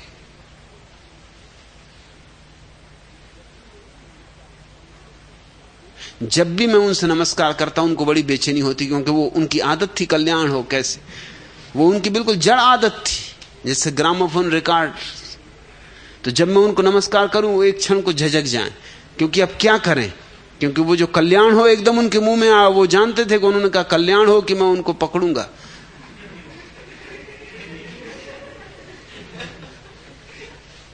एक दिन मैंने एक छोटे से बच्चे को जो स्कूल के ग्राउंड में खेल रहा था, उससे मैंने कहा कि तू मेरे पास खड़ा रहे, और ये पंडित जी आ रहे हैं, तू नमस्कार करना। वो पंडित जी आए, उस छोटे बच्चे ने जैसा मैंने उससे कहा था उनसे नमस्कार किया।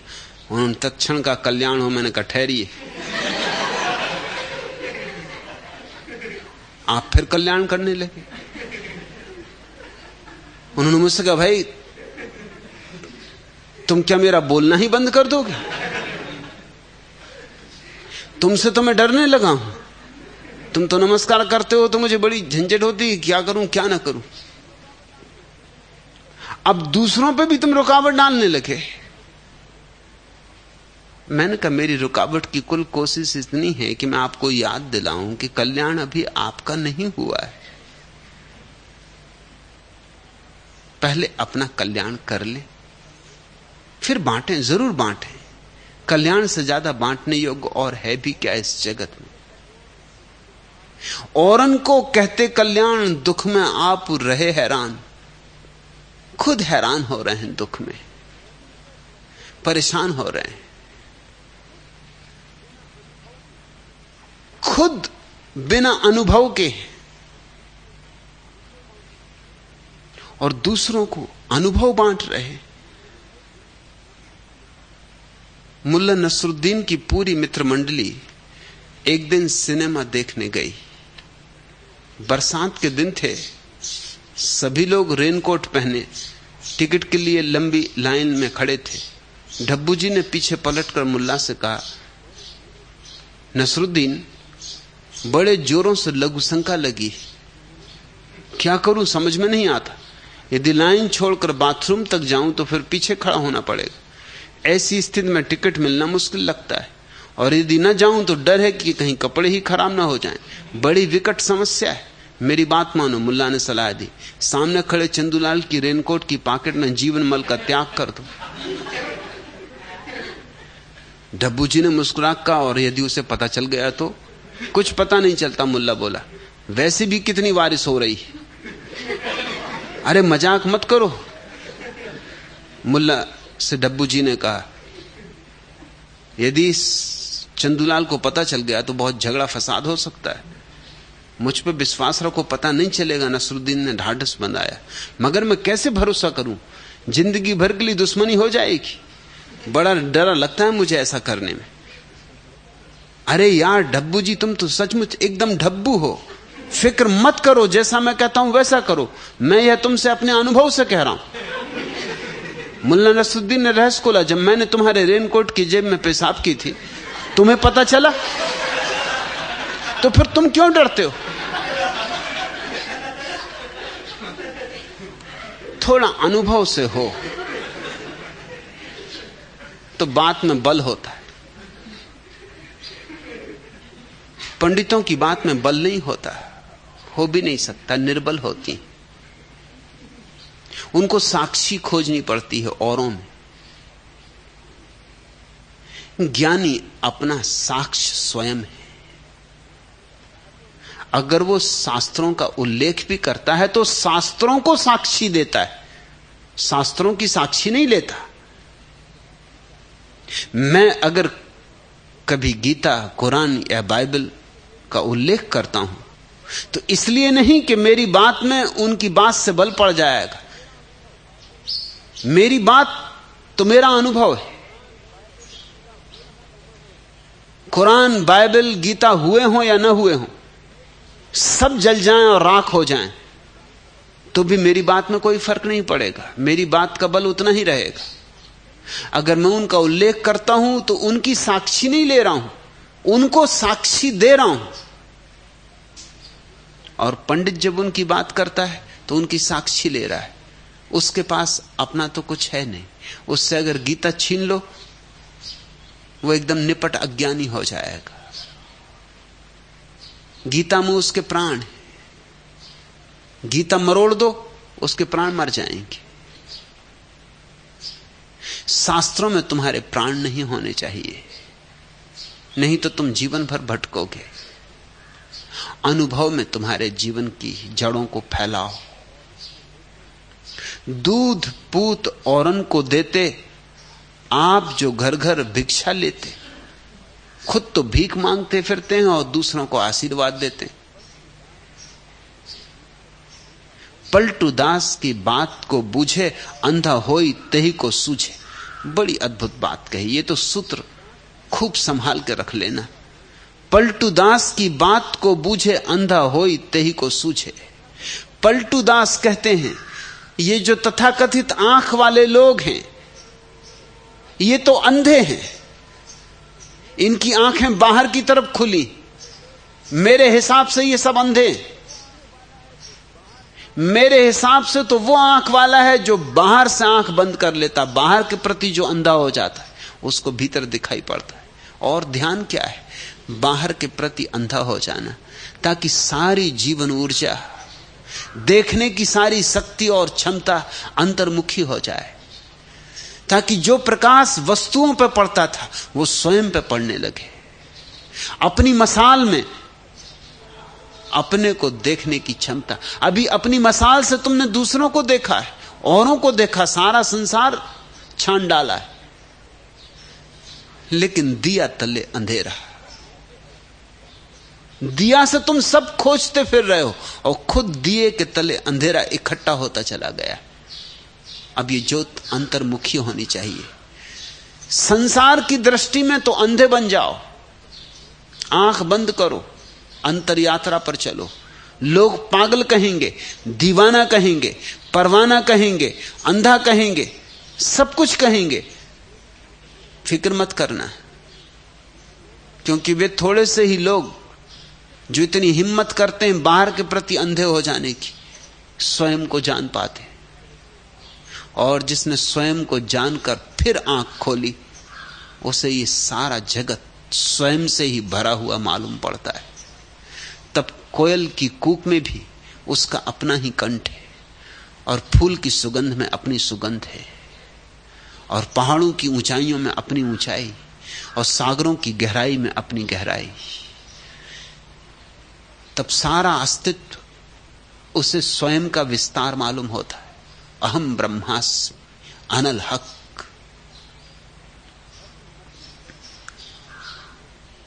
भली मति हरल तुम्हार पांडे बमना। तुम्हारी मति बिल्कुल हरली गई। हे पांडे, हे ब्राह्मण, सब जातिन में उत्तम तुम ही, कर्तव्य करो कसाई। कहते तो फिरते हो कि सब जातियों में उत्तम हम हैं, लेकिन जो तुम करते हो वो कसाई का कर्तव्य है। कसाई से भी बुरा है, क्योंकि कसाई तो पशुओं को काटता है, तुम लोगों को काट रहे हो। कसाई तो छोटी मोटी हिंसा करता है, तुम इतनी बड़ी हिंसा कर रहे हो लोगों को धोखा देकर कि उनकी जन्मों जन्मों की यात्रा बिगाड़ रहे हो। भली मति हरल तुम्हार। कैसी तुम्हारी मति हर ली गई? माया ने तुम्हें खूब भरमाया। हे पांडे बमना, सब जातिन में उत्तम तुम ही, कर्तव्य करो कसाई। जीव मारी के काया पोखो, तनिको दर्द ना आई। तुम्हें दर्द होता ही नहीं, तुम्हें पीड़ा होती ही नहीं। तुम धोखे पे धोखा दिए जाते हो, खुद धोखा खाते हो, औरों को धोखा दे रहे हो, खुद माया के चक्कर में हो, औरों को ब्रह्म ज्ञान समझा रहे हो। ये तो जीव की हत्या है, ये तो लोगों की आत्माओं को नष्ट करना है। राम नाम सुन जुड़ी आवे, पूजो दुर्गा चंडी। और परमात्मा का सच्चा स्मरण तो तुम्हें कभी आता नहीं। अगर कोई दिलाना भी चाहे तो बुखार चढ़ता है। आखिर बुद्धों को देखकर सदा पंडितों को बुखार चढ़ाया है। फिर बुखार में वो अल्लबल्ल बकने लगते।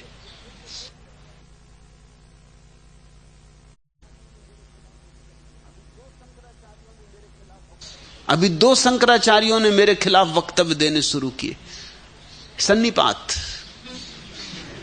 बुखार चढ़ा, जूड़ी आ गई। अब मुझे कई पत्र आए कि मैं जवाब दूं। अब बुखार चढ़े आदमी की बात का कोई जवाब दिया जाता? सन्निपात में कोई कुछ कह रहा हो उसको जवाब देते।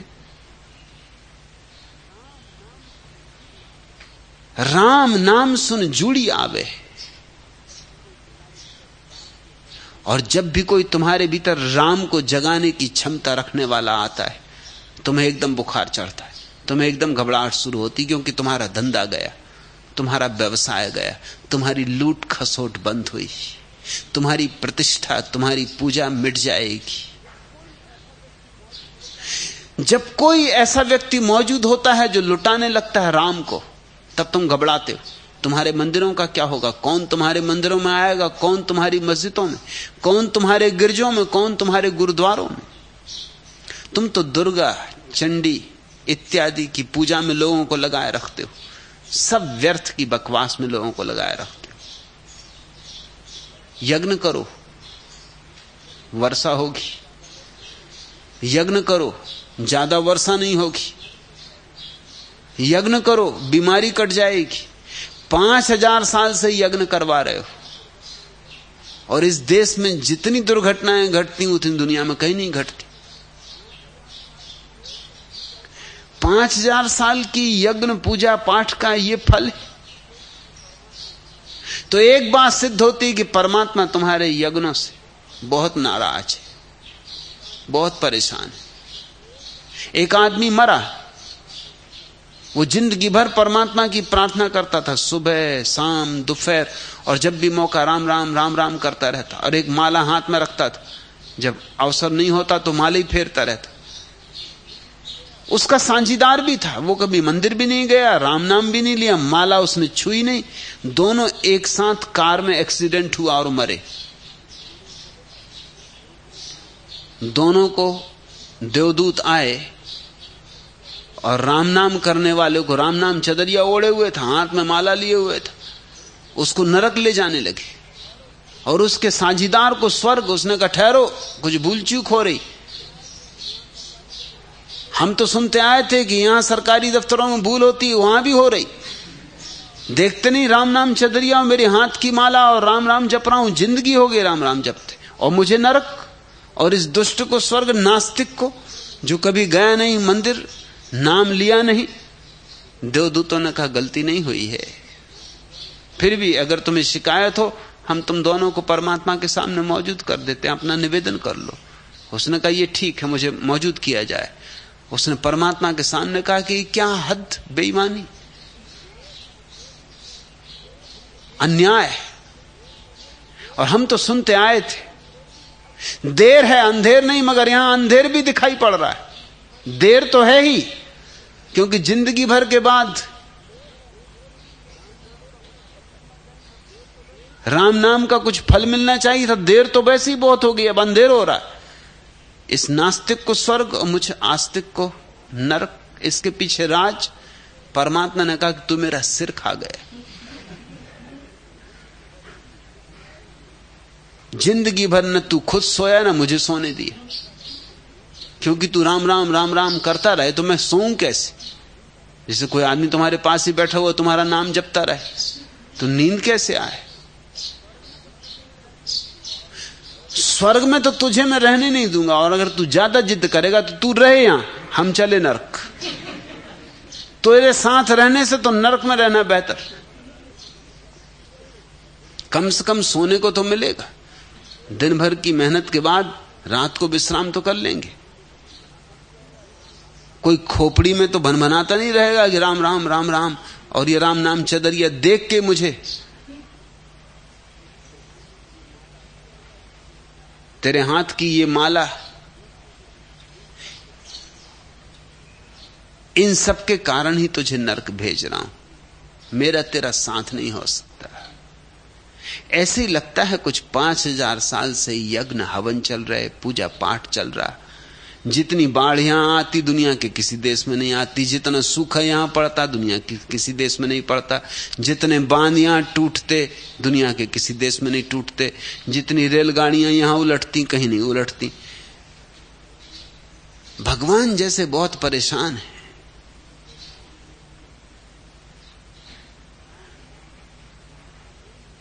राम नाम सुन जूड़ी आवे, पूजो दुर्गा चंडी। पूजन तुम करते हो काल्पनिक देवताओं का, मनुष्य की इजादें हैं ये सब, लेकिन भीतर जो छिपा बैठा है साक्षी परमात्मा, उसकी कोई याद दिलाए कि बस तुम्हें घबराहट शुरू होती।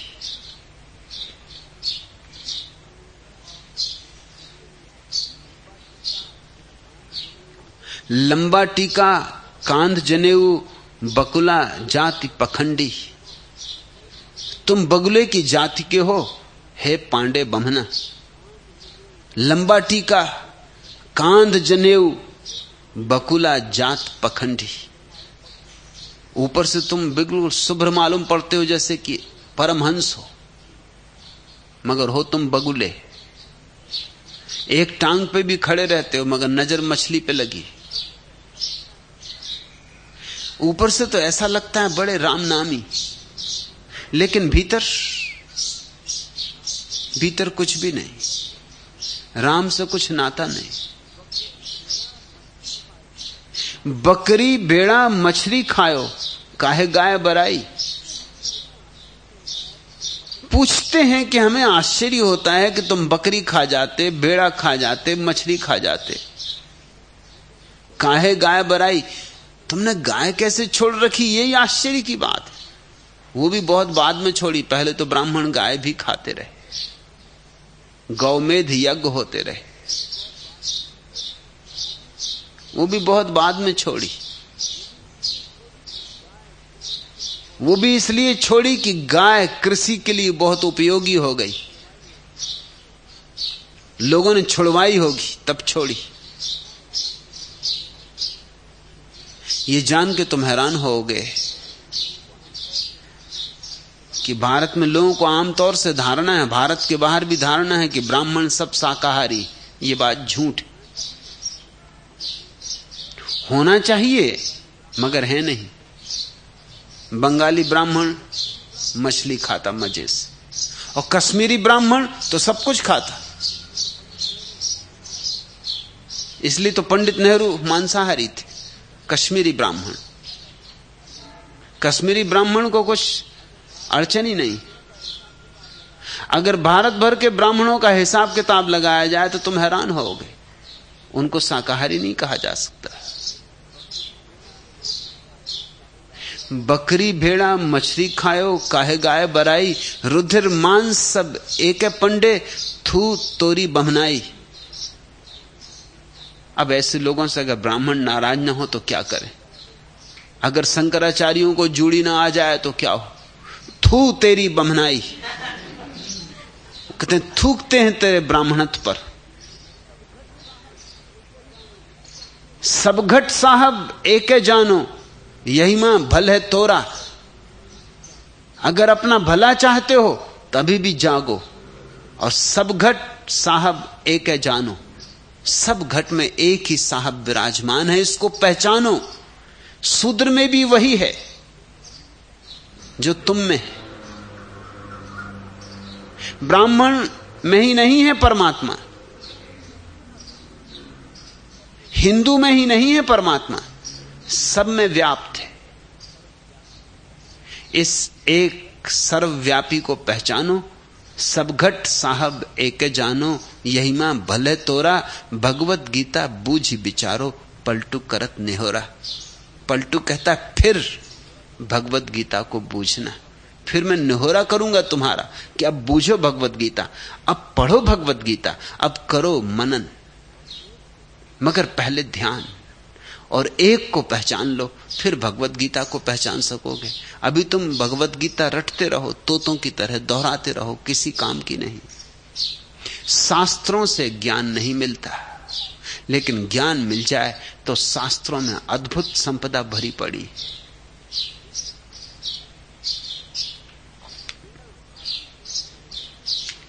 बिना आत्मज्ञान के शास्त्रों से तुम जो अर्थ लेते हो वो अर्थ नहीं, अनर्थ हो जाता है। मुल्ला नसरुद्दीन ने देखा कि एक कार तेजी से लुढ़कती हुई नीचे की ओर चली आ रही। नसरुद्दीन ने पूरी ताकत लगा के उसे रोका। कुछ कदम वह कार के साथ घिसटता भी चला गया, लेकिन उसने हिम्मत न हारी। अंततः उसने कार रोक ही दी। कुछ ही देर में पीछे से एक आदमी प्रकट हुआ, उसके सिर से पसीना बह रहा था। वह बोला, कार किसने रोकी? नसरुद्दीन ने गर्व से छाती फुला के कहा, श्रीमान, मेरे सिवाय और कौन रोक सकता है? जब मैंने देखा कि कार लुढ़कती चली जा रही है तो मैंने पूरी शक्ति लगाकर आखिर उसे रोकने में सफलता पा ही ली। वह व्यक्ति बोला, अरे उल्लू के पट्टे, मैं इसे ढकेल कर नीचे ले जा रहा था और तूने सब गुड़गोबर कर दिया। तुझसे किसने कहा कि तू कार रोक? मगर नसरुद्दीन ने तो दया भाव से रोकी। उसने सोचा कार लुढ़कती चली जा रही बिना ड्राइवर के, पता नहीं कहां गिरेगी, किसकी जान लेगी। लेकिन कार को कोई पीछे से धक्का देके उतारता ला रहा है, इसकी फिक्र ही नहीं की। शास्त्र अगर तुम सामने से देखोगे तो शब्द ही पकड़ में आएंगे। जरा शास्त्रों के पीछे कौन छिपा है? गीता के पीछे कृष्ण छिपे। जब तक तुम्हें कृष्ण जैसी चेतना न मिल जाए तब तक गीता समझ में ना आएगी। और बाइबल के पीछे क्राइस्ट छिपे और धम्मपद के पीछे बुद्ध छिपे। पीछे कौन छिपा है? वैसे ही तुम हो जाओ। तो पलटू कहते हैं शास्त्र से हमारा विरोध नहीं है। विरोध अगर हमारा है तो तुम्हारे थोथे पांडित्य से, जिसने चेतना को तो जगाया नहीं और शब्दों के संग्रह में लग गया। कितने ही शब्द इकट्ठे कर लो, मगर इस देश की शब्दों में बड़ी आस्था है, सत्यों में नहीं, शब्दों में। महात्मा गांधी ने अछूत को हरिजन कह दिया और समस्या हल हो गई। जैसे शब्द बदल देने से समस्या हल होती। पहले अछूत जलाए जाते थे, अब हरिजन जलाए जा रहे हैं। जब अछूत को नहीं छोड़ा तो हरिजन को क्यों छोड़ेंगे?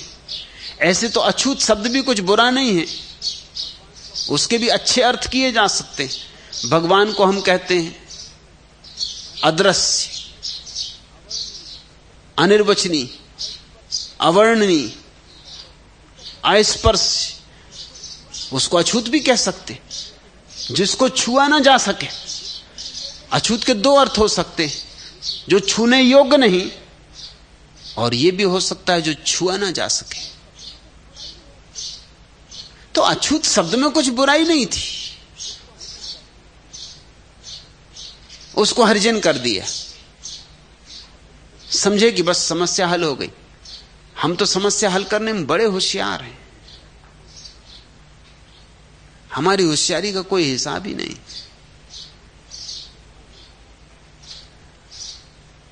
अभी श्री मोरारजी देसाई ने सुझाव दिया है राष्ट्रीय स्वयंसेवक के संघ के सरसंघ चालक को कि आप अगर हिंदू राष्ट्र की जगह भारतीय राष्ट्र कहना शुरू कर दें तो फिर कोई अड़चन न रहे। और उन्होंने जल्दी से स्वीकार कर लिया, इसमें क्या अड़चन है? हिंदू राष्ट्र न कहेंगे, भारत राष्ट्र कहेंगे, बस समस्या हल हो गई। यानी ये इतना आसान इस देश को लगता है, जरा शब्द बदल दिए और भीतर वही आदमी बैठा है, वही सब कुछ खेल चलेगा। लेकिन हिंदू राष्ट्र की जगह भारत राष्ट्र कर दो, फिर कोई अड़चन नहीं। और सच्चाई यह है कि भारत राष्ट्र और भी ज्यादा हिंदू शब्द है। हिंदू शब्द तो हिंदू है ही नहीं, हिंदू शब्द तो परदेशियों ने दिया, उसका हिंदुओं से कुछ लेना देना नहीं। जब पहली दफा यूनानी भारत आए और उन्होंने सिंधु नदी पार की, तो यूनानी भाषा में सा शब्द के लिए हा उच्चारण, इसलिए उन्होंने सिंधु नदी को हिंदू नदी कहा। और उस नदी के पास जो लोग बसते थे उनको हिंदू माना।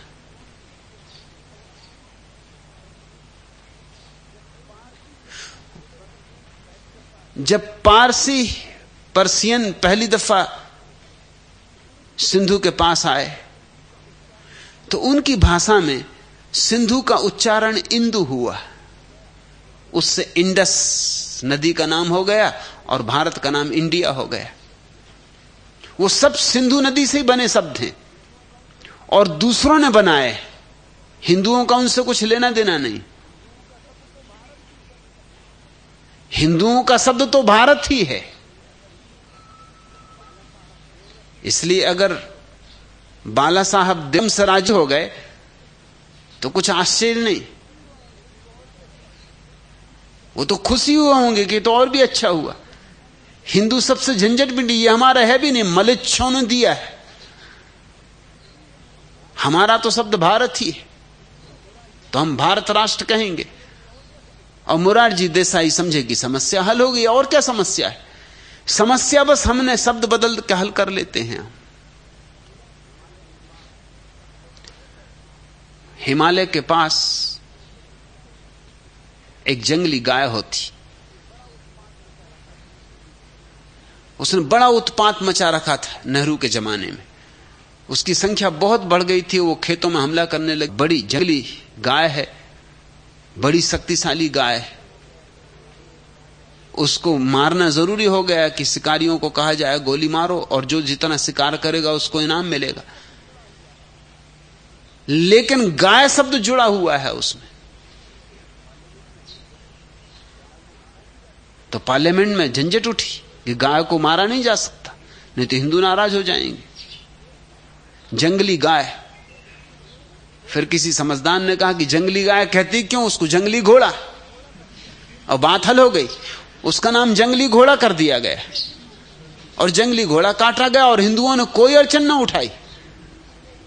जंगली घोड़े मार डाले गए, घोड़ों से किसको लेने देना गाय। अब बड़े मजे की बात यह है कि नाम बदलने से कुछ फर्क नहीं पड़ता, मर रहा है वही प्राणी, उसको जंगली घोड़ा कहो कि जंगली गाय कहो, कुछ फर्क नहीं पड़ता। हिंदू को मारो तो परमात्मा मरता है, मुसलमान को मारो तो परमात्मा मरता है, मरता वही एक है। मगर हम शब्दों में बड़े भरोसा करने लगे। ये देश शब्दों के दीवाना देश है और ये पंडितों का परिणाम है। पंडितों का छाती पर चढ़ा रहना सदियों तक इसको शाब्दिक बना दिया है। शब्दों से मुक्त हो तो फिर कहते हैं भगवत गीता बूझी विचारो पलटू करत निहोरा। फिर तो मैं तुमसे हाथ जोड़ के प्रार्थना करूंगा कि अब डुबकी मारो भगवत गीता में और तब तुम बड़े हीरे ले आओगे। सागर में भी इतने हीरे नहीं हैं, इतने रत्न नहीं हैं, इतने मोती नहीं जितने भगवत गीता में। मगर उसके लिए उपलब्ध हैं वे जिसने ध्यान में गोता लगाना सीख लिया है। ध्यान के अतिरिक्त कोई और मार्ग नहीं। आज इतना है।